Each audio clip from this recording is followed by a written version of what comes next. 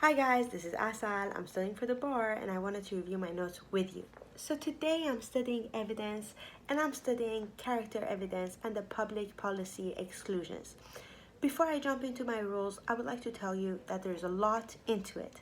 And originally I wanted to make 2 videos for you, but I decided that I'm going to go ahead and condense it and put it all in one video for you. So you're going to have to be a little patient with me as I go through the rules for you. I don't want to waste your time, so here we go. I'm going to jump into it. The first thing I'll be talking about is opinion or reputation. Then I'll be talking about specific instances.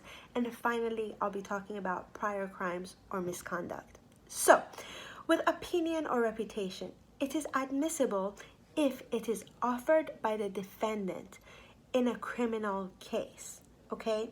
And also it is admissible if it is offered by the prosecutor, but if the defendant introduced it first, the prosecutor can rebut. And finally, it is admissible for witness impeachment, that is in a civil case and in a criminal case. The next thing I'll be talking about are specific instances of conduct. So specific instances of conduct are admissible for cross-examination of the character witness, for essential character, if it is essential character element, and finally under the rule 412. The next thing I'll be talking about is Federal Rules of Evidence 404b2. I would like to tell you that this rule is extremely important. You're going to have to memorize this. So I'm going to go ahead and read it for you. I really suggest that you go ahead and put it on rewind until you memorize this rule. So what is this important rule? It states that evidence of crimes, wrongs, or other acts may be admissible for another purpose, such as proving motive, opportunity, intent, preparation, plan, knowledge, identity, absence of mistake, or lack of accident. So this is your important rule. The next thing I'll be talking about is habit evidence. So habit evidence is admissible to show a person's habit. For example, let's say a person has a habit of not stopping at the stop sign, or if a person has a habit of not putting their blinker on every time they change the lane. So it is admissible to show that a person has a particular type of habit. And it's also admissible to show that an organization is acting with this routine practice. For example, let's say we have an organization that locks its door every time it wants to close, So if it is locking its door every time, it shows that the organization is in the habit of locking the doors. The next thing I would like to talk about is what is the difference between character and habit? So with character, it is more general, whereas with habit, it is more specific. What do I mean by that? I mean that with character, it is a wide range of things that could be character, whereas with habit, it is a narrow range. So that's the difference there. With character is general and with habit is more specific. So I just talked about Rule 405, Rule 404, and finally Rule 406. I really suggest you write this down now. Rule 405 is for specific instances, Rule 404 is for prior crimes or misconduct, and finally Rule 406 is for habit evidence. The next thing I'd like to do is talk about public policy exclusions.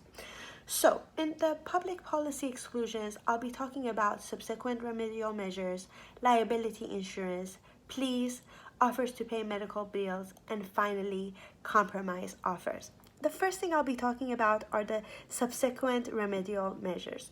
So subsequent remedial measures is inadmissible for purposes to show negligence, culpability, or some sort of a warning defect. But it is admissible for purposes of impeachment, ownership, control, or feasibility. The next thing I'll be talking about are the compromise offers. So evidence of a compromise offer is inadmissible to show a validity or amount of prior inconsistent statement, but it is admissible for purposes of witness bias or undue delay or obstruction. the next thing I'll be talking about are the offers to pay medical expenses. So offers to pay medical expenses are not admissible to show that someone is at fault, because we want a good Samaritan. You know, if someone is being a good guy and he's offering to pay medical bills, we don't want to punish him by offering this evidence later on against him to say, oh yeah, he was at fault because he offered to pay medical expenses. No, okay? That's for public policy exclusions. And also remember the evidence of pleas. I don't want to get too much into it because I don't think they're going to test that on the bar exam. Like, I haven't seen the professors test that on the finals. So I'm not going to be talking about the pleas, but if you like, you can go ahead and look more into it.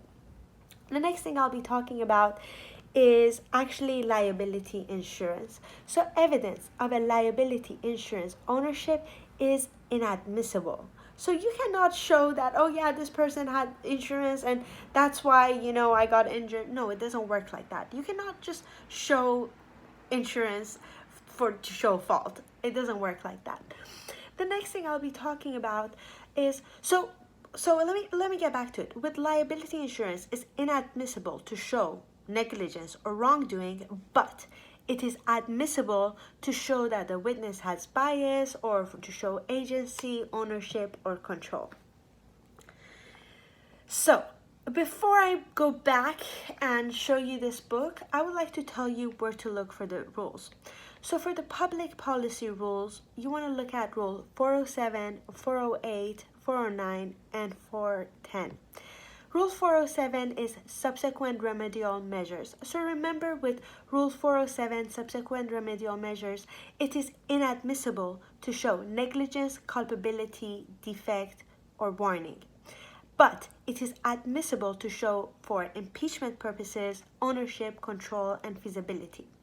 Under the Rule 408, compromise offers, it is inadmissible for validity, amount, or prior inconsistent statements, but it is admissible to show witness bias, undue delay, and finally obstructions. The next thing you would want to look at is Rule 409.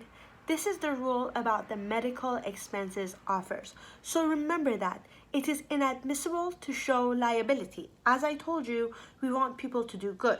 So it is inadmissible to show liability. And lastly, you want to look at Rule 410 for pleas. So it is inadmissible to show withdrawn, and as I told you, there isn't going to be much on pleas, so I'm not going to be talking about that. And finally, you want to look at Rule 411 for liability insurance. So remember that it is inadmissible to show negligence or wrongdoing, but it is admissible to show witness bias, agency, ownership, and control. Okay, now that I'm done talking about public policy and character evidence, I'd really like to go in this book for you because it has some really nice exam tips and it really defines character evidence and public policy really nicely. So the first thing I'll do is start with this page right here with the introduction. It states that evidence of a person's character is in general not admissible to prove that he acted in conformity therein on a particular occasion. So really remember this point.